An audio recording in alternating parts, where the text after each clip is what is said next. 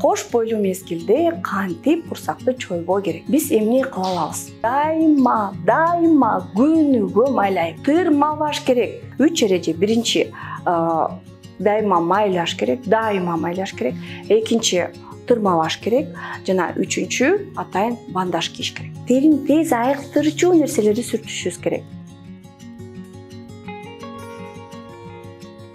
Салам достор, сулуулук, сүйүү, жаштык жана айымдарга керектүү нерселердин баары менин каналымда. Менин атым Айнура Сагынбаева, менин каналыма катталыңыз. Достор, кош бойлуу мезгилде кантип курсакты чойбоо керек?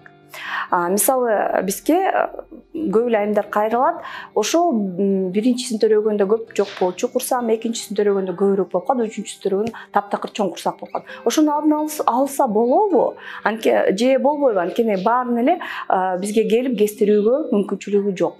Ошол себептен негизги эрежелери. Кош бойлуу мезгилде курсак чоюлат. Аны баарыбыз билебиз.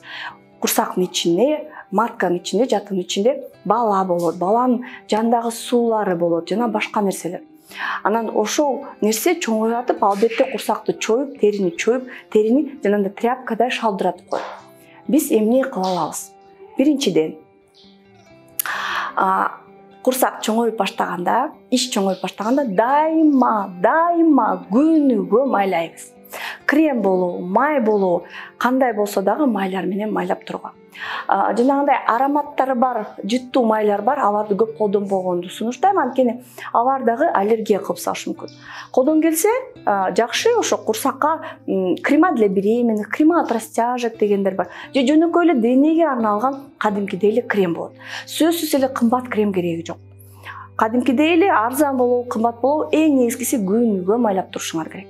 Экинчи, тырмалаш керек. Биздин кош бойлуу сулуулар эмнени жакшы көрөт? Отуруп кырс деп тырмаган жакшы көрөт.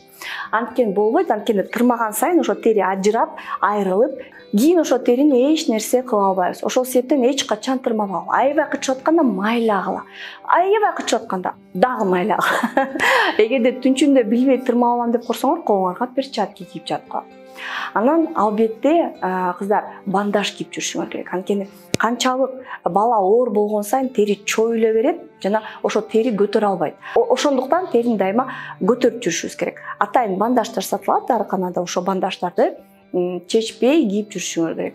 Өзгөчө, көп убакыт үйдөн чыгаарда, же үйдө оокат кылаарда, бир мындай активдүү кыймыл аракет кылаарда бандажды сөзсүз кыйгыла. Мына 3 эреже. Биринчи, дайыма майлаш керек, экинчи тырмалаш керек, жана үчүнчү атайын бандаж кийиш керек. Эгерде териңер чоюлуп баштаса, эмне кылабыз? Анда дагы өзүнүн жардамы бар. Жаңы чоюлган тери жанагындай розовый өңдө болуп билинип калат.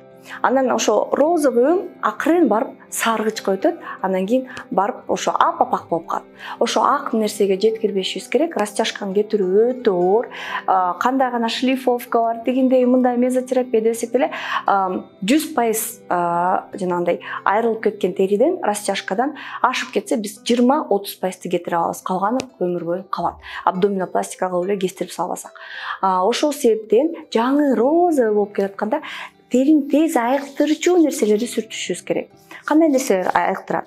Атайын кремдер бар, теринин бат калууна депантенол бар курамында, метеорацил бар курамында, алантаин курамында бар нерселерди активдүү колдонгон. Ошол эле бипантен кремин колдонсоңор, силерге ошол учурда растяжканы азайтууга жардам берет.